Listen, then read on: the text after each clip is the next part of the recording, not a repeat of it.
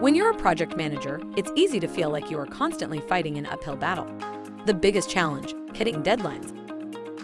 Critical path analysis is a technique that uses data from previous projects to identify dependencies, most important activities, time management, and resource allocation. This helps you determine exactly how long each task will take and when it should be completed so that the whole project can be finished on time. Here's how. Identify the goals of your project and what success looks like at its completion. Also identify who will be involved in the project from start to finish. Determine what resources will be needed: materials, labor, etc. List each task in order of importance.